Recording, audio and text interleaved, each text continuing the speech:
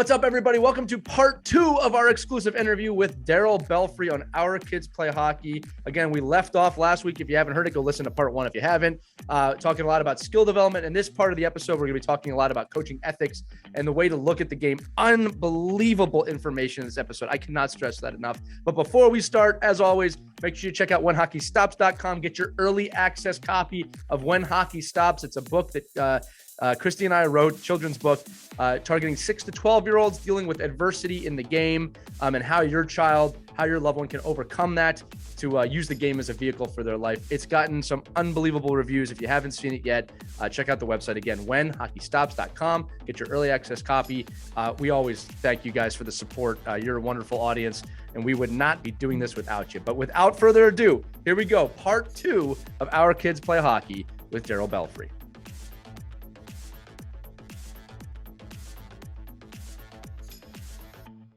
I want to ask something about the pros you work with, and I actually want to circle back to youth hockey again. But look, you have worked with some incredible hockey players. And the question I have is, what is the common traits with them that we don't see on the ground level, right? When we see Sidney Crosby, Patrick Kane, we see greatness. But what is it about them as people that you see that we don't know about that makes them great, right? Aside from their skill. Unbelievable self-awareness and understanding of what makes them great and where the next level is. They have great insight. So I like working with those players largely because they're the genius. They know what they do well. They know what they don't do well.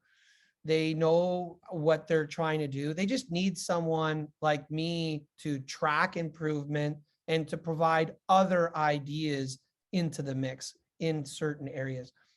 There's a real feeling of reinvention that happens with that level of player. They're constantly looking to reinvent and improve. Nothing's good enough. Everything needs to be better. Everything needs to improve. That's what you don't see. The work, the level of research that they do on themselves, the amount of time, you wouldn't believe the number of texts I get from a player who's watching another player in the league. They watch each other. They're like, hey, this guy in the second period at 12:22 did this skill. I think I could do something like that. I don't think I could use that exactly because I'm not that player, but I like that. And I wonder, like, what do you think about that skill? How would I express it? Like, I feel like I could use it in this game, this part of my game, this part of my game, that part of my game.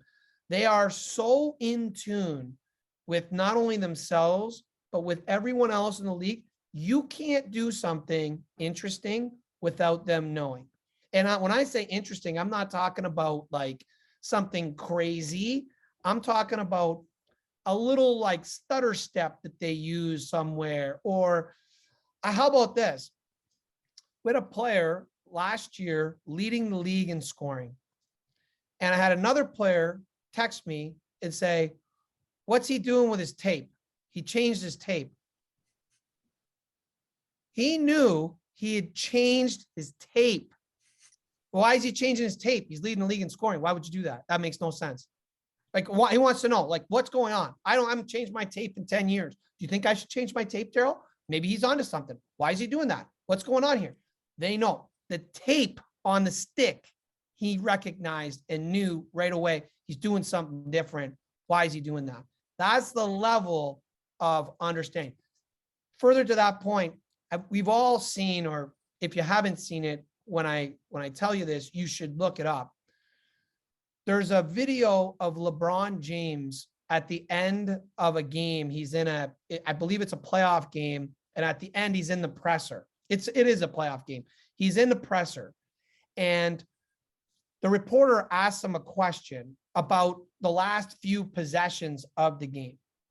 And LeBron goes on and describes in great detail all of the last 10 possessions or 8 or 10 possessions of the game. To everyone's astonishment, they're like, he remembered, this guy was open over here, so we made this play. These guys, they moved to this type of defense, so then we did this. I had the ball here. I recognized that this guy was on me. I made this play. Like, it's incredible. He's not the only one that can do that. Hockey players that I work with will talk to me. They'll talk about a skill. They'll be like, so I did that skill like 2 years ago. It was against LA. It was in like late January in the second period. So very easy for me to look it up. I look it up. Sure enough, there it is. The level of recall and the amount of introspection that goes on with these players, they remember everything. These guys are obsessed. They're obsessed with their craft. This is, they have some gifts and they have some things that they were able to leverage and they found their way there, but they are not at all resting. They're very active in their own development and they're constantly searching. And the reason why I have a job at that level is because I am a sounding board and often relied upon to offer suggestions. Hey, you have that particular skill. I think you could try it this way, or I know a guy that does it like this, or I've seen it. So I have to be in tune with that because I never know when there's a possibility to provide suggestion, or that they might ask me, hey, that player is doing something interesting. Where do you think that could that work for me? But it's not like I'm going to steal it verbatim. Right. It's, I have certain assets. I like to use it this way. I'm the opposite hand. How would I do it? That's how that world works. What I love about it, Darryl, is two things. One is the creativity behind it, of just finding new ways to do things. And then two is the complete lack of fear to try new things and to mess up and to learn and to grow. And like, that is a message that we're always preaching here as individuals on the show, is like, you cannot feel fear failure in this game. The whole game's based off of capitalizing on other people's mistakes. One of the things you said earlier, I wanted to come back to this. You talked about you wanted to be a symphony, right? It's a symphony of destruction, right? To quote that Megadeth song, right? One of the things that I see that kills me, I was actually watching a practice the other night, high level team. One of those coaches stopping every drill he's stopping to tell the kids how he wants it done. I was starting to get annoyed. I had to leave the rink. He was allowing zero variance and zero creativity. He wanted it done the way he wanted it done. My advice to coaches, and again, love your take on this, is always, when you make a practice plan, you got to leave that variable of, and you said this earlier, messing up and being creative and trying things. Give them the drill, give them the parameters of what you want to accomplish, but let them be creative within that drill. Let them be creative within that situation so they can learn and grow. And this goes right back to what you were saying earlier about not just making a tape-to-tape pass, trying different things. I love, and if you're listening to this episode, or I'm going to rewind this and listen to it again, how you describe that it's up to the player to make the drills a certain way. I think the most common thing I heard growing up was great players make bad passes look good. Don't blame the other player for making a bad pass. Start to learn how to catch a pass in any position, right? I love the accountability of that. I encourage coaches to open your mind a little bit. It's not about perfecting the drill correctly as you describe it. It's about creating an environment where your players can be creative and find ways to accomplish a goal. Would you like to comment on that? Because I do have one more thing I want to ask you. So let me just take you where this all started for me in terms of understanding this type of philosophy. So one of these guys, I have these guys in my life, and I've had them in my life my whole career, that will just send me random things. So this one guy's a lawyer and he's really well read, and he just starts sending me stuff like parallel things. So like, one of the things he said was, you should study vocabulary, how they teach vocabulary in kids. I'm like, dude, like, I have no college education. I have a hard enough time opening a book. Like, what are you talking about? Study vocabulary. He's like, just do it. Here's a book to get you started. Once you go down this rabbit hole, you'll be gone. I'm like, okay. So I go in, I start studying it. So the interesting part is there's a direct parallel. And any of you who have kids that have had to read to your kids at night and all that sort of stuff, which is unbelievable. And then eventually the torch get passed to when they start reading to you, right? And then you start to understand like decoding of words and like reading, like learning words in context of reading. So where this comes in is like, if you want to learn the English language, how long would it take you to learn each individual word one by definition? So you just start A and start going through and learn every single word. You can't do it. You don't have enough time to learn that way. It's just not how it's done. At some point, you're going to have to read text and you're going to come across a word that you don't know exactly what that word exactly means, but through the context of the chapter you're reading, the paragraph you're reading, and ultimately the sentence, you can deduct pretty closely to what that actually means. So it's a deductive reading. You're reading, and as you're reading, you're able to discern what those individual words mean because of the context in which those words are written. That's hockey. How long do you think it would take you to learn each individual skill? I'm talking all the skating skills, all the shots, all the stick handling play, all the check, all the reads. How long would it take you to learn all that? You don't have enough time.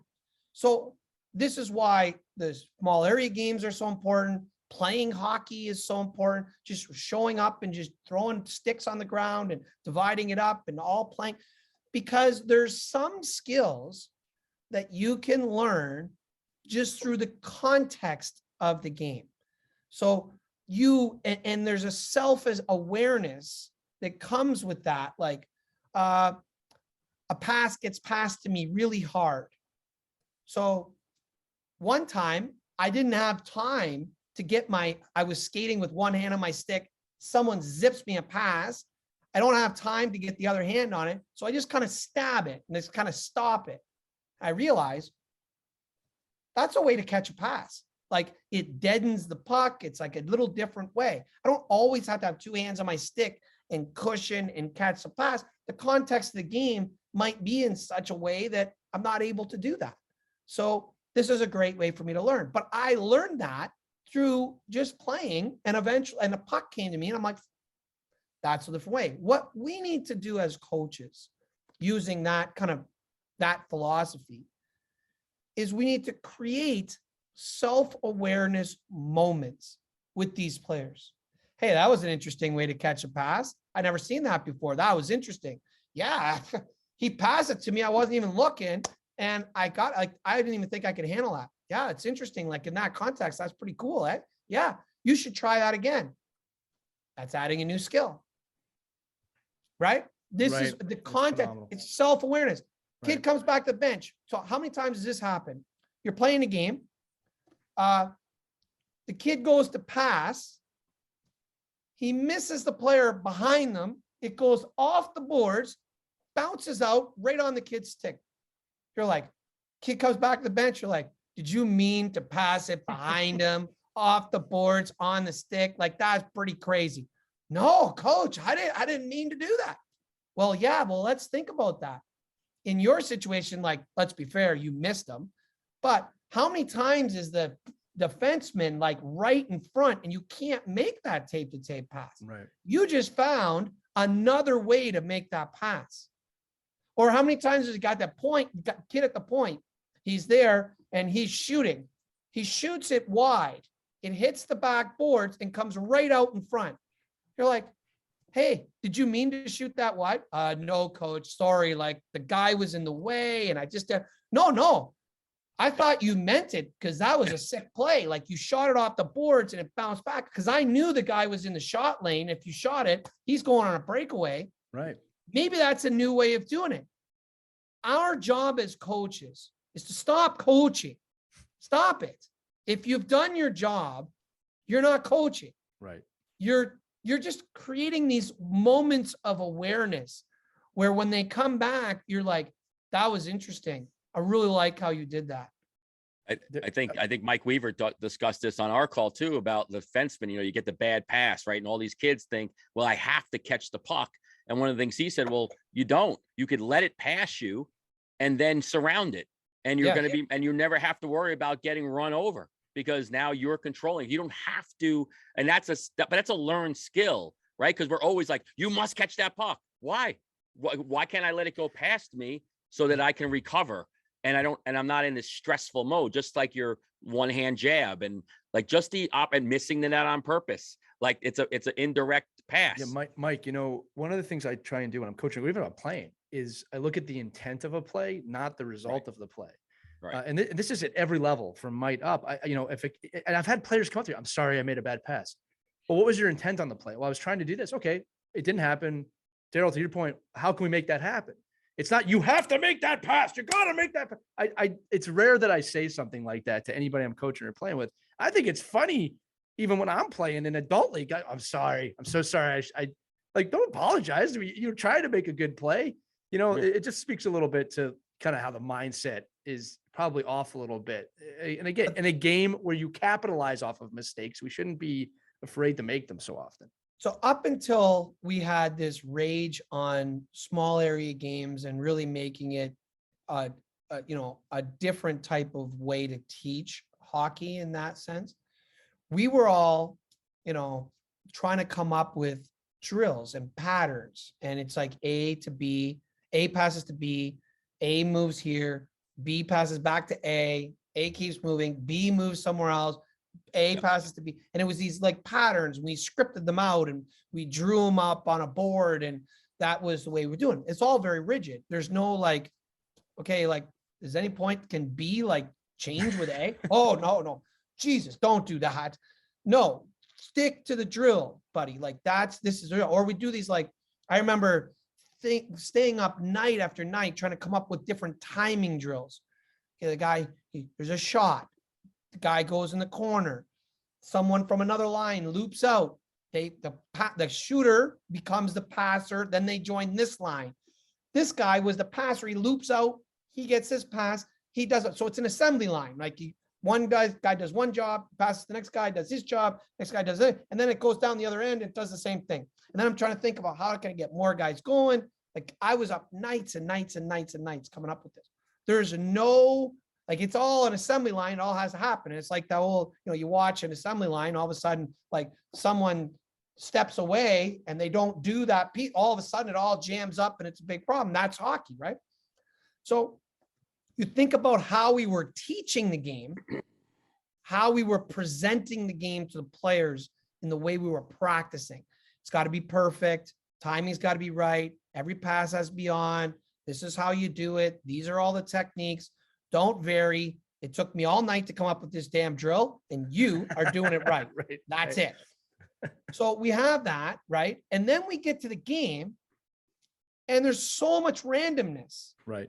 Like you're on your way back for a breakout. We just practiced a breakout for a week. We're on our way back.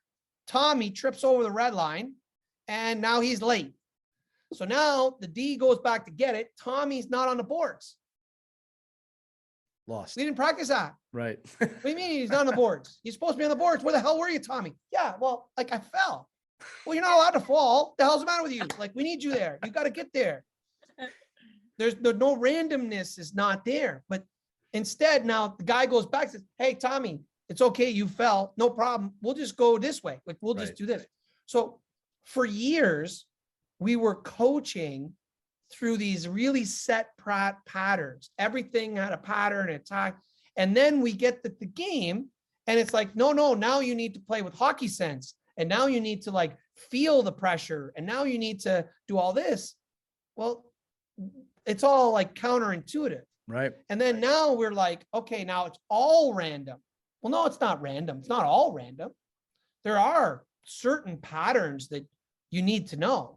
So it's okay for us to show you these patterns, and then we can add the randomness. Like we need it all. Now is my point to it. Is we need it all. It's okay to run a timing drill. That's okay, because sometimes that's the thing that's missing. Like you need to arrive at the right time with the right amount of speed in the right place. That's important. So it's okay. Stay up all night, come up with the timing drill, and tell them beforehand, I stayed up all night. We're doing this timing drill, and that's it. And you're going to get it right. That's okay. But if we only do it that way, right, you're creating restriction. But if we say, you know what, those timing drills that you stayed up all night, like they're limited. So we're not doing that anymore. We're going to do all randomness. No, we still need kids to arrive at the right time in the right place. And don't forget, every time you do those games, every kid on the ice is processing the game differently. So the way to practice is also the way to play. The same kid that's dominating a game is the same kid that's dominating the small area game. The same kid who sucks in the game because the game's going too fast, he's the same kid throwing the puck away in the small area game. So we didn't really solve the problem. It's still, we got to find different ways. And the variability that I'm talking about as it relates to the way we should practice is reflective of what the demands of the game is. And you can come at that from any number of ways. So as a coach, we need, as much as we're trying to expand the kids' skill set, we need to expand our own. right. If I'm a coach and I'm no good at small area games, dig in, man, figure it out. Try to find different ways to create the constraints and how to be creative in that. Maybe I'm good at that. Maybe I understand all that, but I'm no good at the timing stuff. Okay, add some timing stuff. Come up with, build your own skill set. How many coaches here? I don't teach skating. Like, that's just me. I don't teach skating. Right. What do you mean you don't teach skating? Everybody teaches skating. You might not know how to teach the technical parts of it. Do you know what a figure eight looks like? Yeah, you're teaching skating. You're teaching. So if you know what a figure eight is and you get them to turn a figure eight, they're on both edges. You're teaching skating. Whether you like it or not, you have to teach skating because it's not played on land. Just because they can walk and run doesn't mean they can play this game. They have to learn to skate. So you're teaching skating whether you like it or not. You don't have to be an expert, but you got to get a functional knowledge of how to improve the amount of skating that's in your practice. How many times are they going? How frequently are they turning? How frequently are they stopping and starting? How frequently do they have to change direction in haphazardly? How often, or how, when they're turning, how is their upper body? Like, is it all over the place? Like, you can just tell them, hey, keep two hands on your stick, lead with the stick. You're teaching skating. This is important for us to convey. I'm going to say this right now, that anyone listening to this episode is not walking away with I need to rethink some things or just think is probably crazy. This is gold, everything you're giving. And I appreciate you bringing the passion for so long. I have one more question. I actually have to ask you this. This is a question I've always wanted to ask you about the way I approach the game. And Mike, Christy, I'll let you guys close it out if you want. I believe for a championship atmosphere to exist in any form, doesn't mean you're going to win, but for that to exist, you need three things, right? Tactics and talent are two of the ones we've talked about today. I am a firm believer, and this is where I fit into the game, that a team bond has to be present in some form for winning to take place in any way. And I have done this at every level I've ever coached at, from 8U up. My job, my main goal as a coach is to build that team bond. And it goes back to something you said earlier in the episode about players that kind of above that line, below that line. The way I coach in this game is to bring them all together and make them believe in each other. So there's an accountable environment, an environment of learning, an environment where that top kid and that bottom kid feel like they're part of the same team. Like you said, I don't ever want anybody I'm coaching to feel unimportant, right? I just want your thoughts on how important a team bond is to build.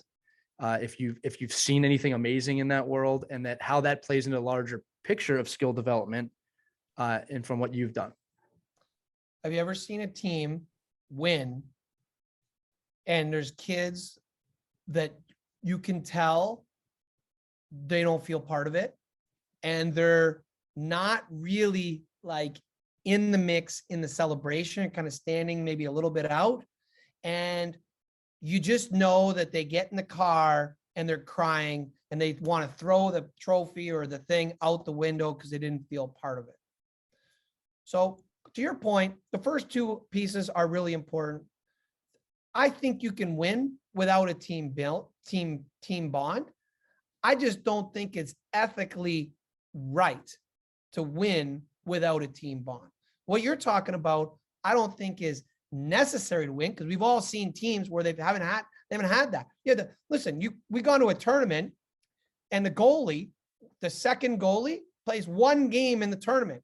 The rest of the time they don't play because we picked the team that sucked the most on hockey, whatever they call it. What's the rankings? Okay, that team's rated 46. So that means our backup goalie sucks. They can play that game and then they'll feel like part of it. That's not how it works. My argument to it is you have an ethical responsibility as a minor hockey coach. When I say minor hockey, I mean AAA, midget, all the way down. That's minor hockey. This is an elective. They could be doing anything else. This is an elective. And they pay a ridiculous amount of money to do this elective. And it's not their fault that when they showed up, that they were slightly below the level of the league. It's not their fault. And that you need 9 forwards. And so I'm now in, but I'm not really prepared to be on this team. I'm not really prepared. So it's not my fault. And now I happen to be in this situation because there wasn't 3 kids better than me. And now I'm here. And if there were 3 kids better than me, well, I'd be on the team I'm supposed to be on. You have an ethical responsibility to find a way to get every kid to be able to play. And your goal is to be in the championship game and not make any moves in which, Sally is at the door, ready to go out for her turn, and you pull her back, put Tiffany in front, and move Sally back. As soon as you do that, Sally, she's out. She doesn't give a shit if you win anymore. She's done.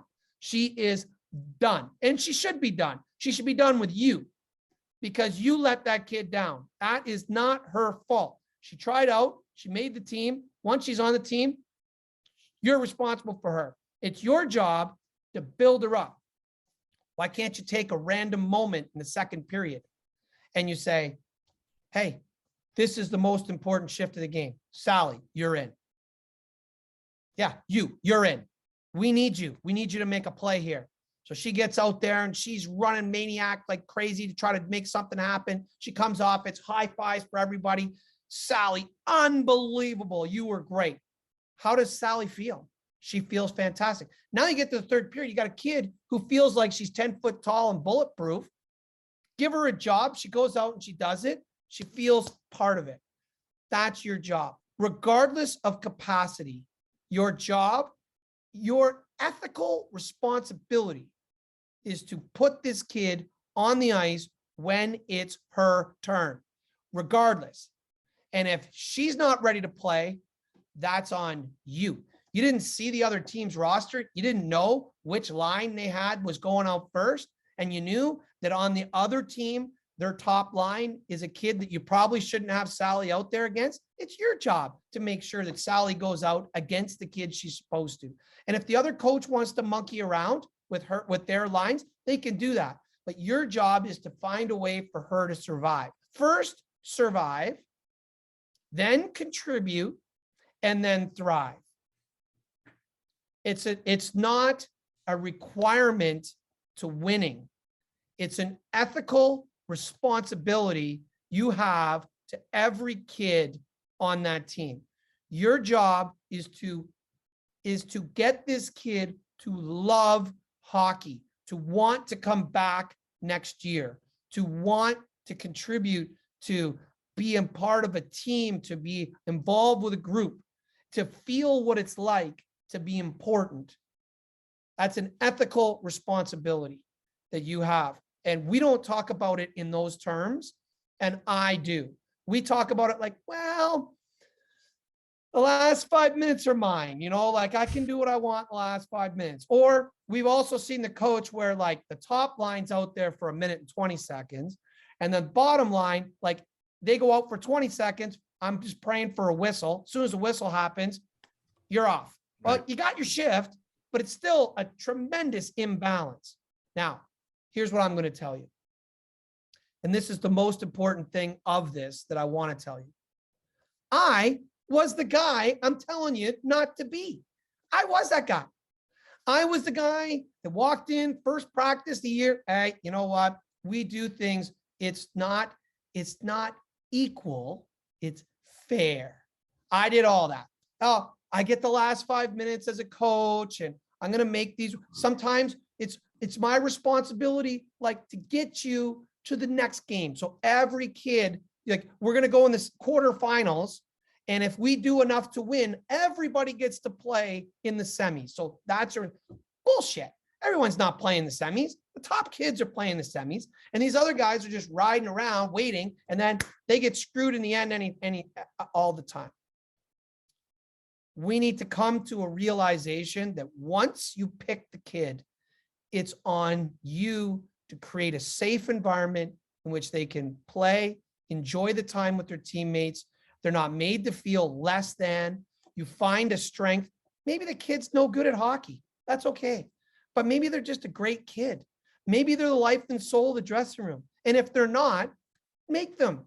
Bring out their personality. The reason that they're not is they feel uncomfortable. They feel less than. So now their personality doesn't come out. Find a way to get them involved, to get them to feel like they're belong. The worst place to be on a hockey team is unimportant to the success of the hockey team. So I love the question. I think you can win without team chemistry. I think you can. I think it's proven all over the place, especially in minor hockey, because all I need is one more kid who can be a difference maker than you, and I'm probably going to win. What you're talking about, I think, is a greater issue. I love that you include it as part of the path of that you're doing, but I think it's bigger than that. It's an ethical responsibility. And if I was in charge of an organization and I saw any coach move Sally in any way, shape, or form, that would be that coach's last day. If I had to coach every team myself, I will not allow someone to do that to a kid.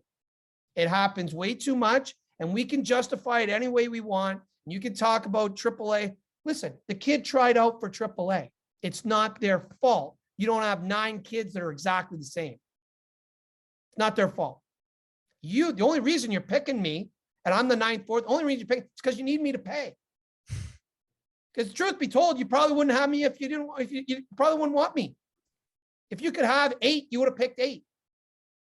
Let's be honest. Let's talk about this on an honest level. And I think the more we do that, we can start saying, okay, yeah, the truth is we can't afford to run this team without you. So that makes you important. Now, you can't afford to have me treat you badly or less than. And the truth of the matter is, you're not less than. You're a great kid. You have certain gifts. It just so happens you're not further along, or the way you process the game is not at a level that's the same as the best kids. That's okay. You have other things. You have other things that we can do. And it's my job to make you functional when you play. And I'm going to make you feel like you belong. And I'm going to come up with these random moments in a game that make you feel 10 foot tall and bulletproof, because that's my ethical responsibility to every single kid on the team. That's my soapbox for you. But I was the wrong guy. I was the wrong guy. I'm not talking about this hypocritically. I'm talking about this from, if I'm so embarrassed by the way I behaved when I was younger and stupid.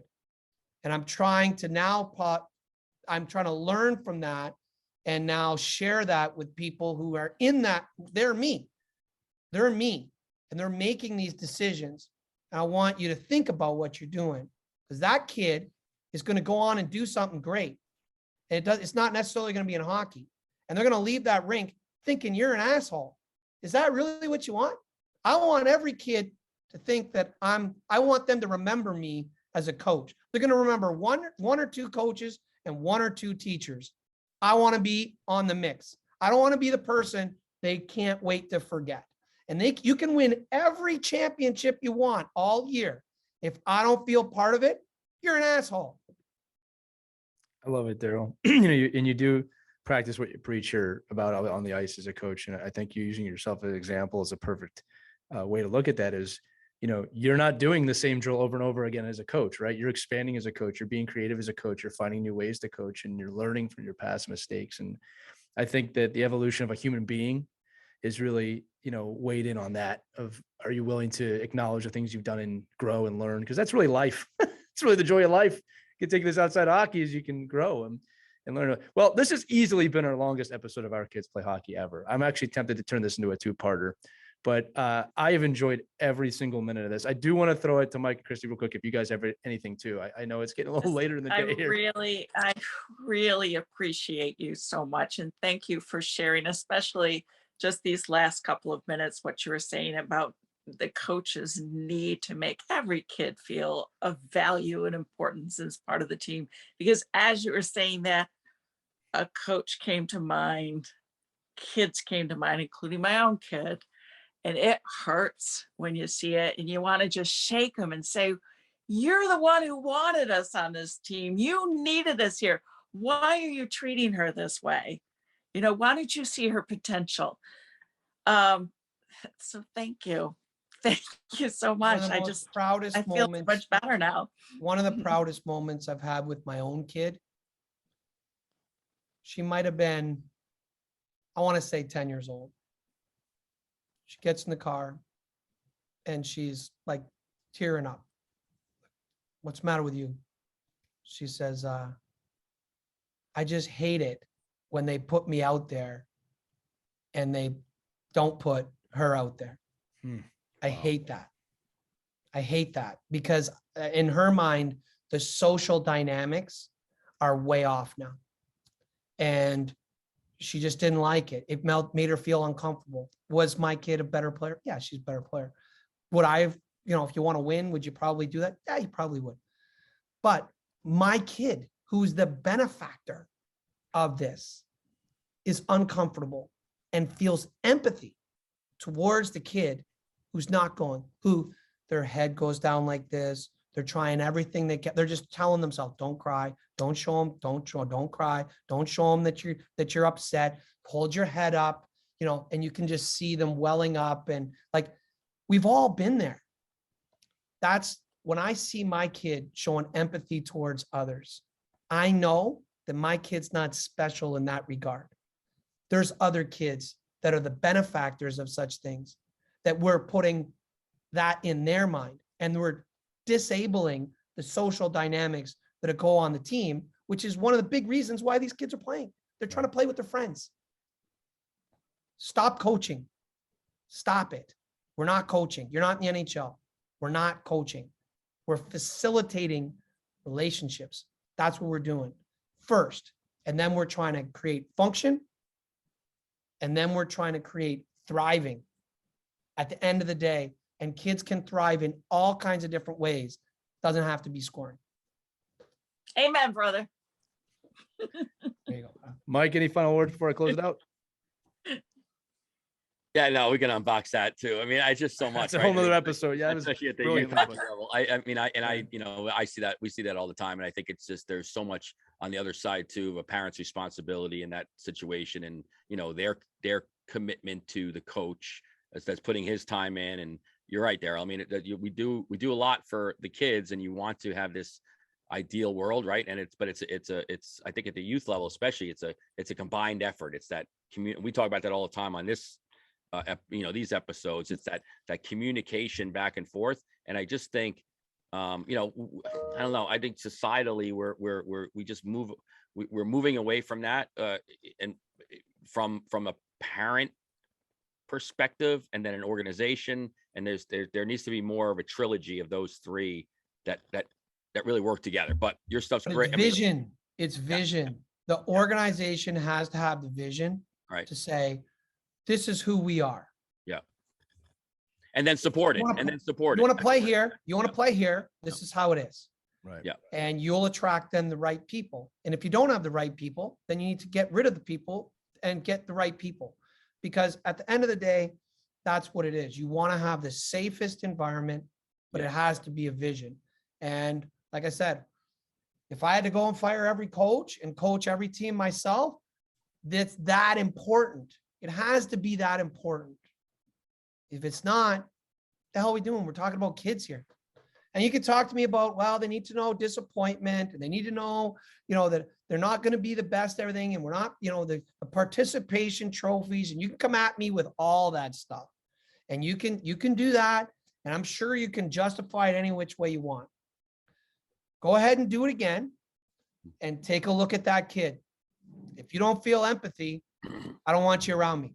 Yeah, and you were on a call. We were on with Luvero too, right? And that talking about that philosophy of, if you coached every child like it was your child, well, and hopefully you love your child, right? Yeah. But if you coached every child like you would want your child to feel, and the emotion of being in a car or being in the locker room or being in an unsafe environment, and I don't mean like an unsafe environment physically, just a place where it's just not fun to be there, then I think we'd all change our perspective. And I've certainly become a much different coach as a parent coach than I ever was as a 23-year-old pro coach.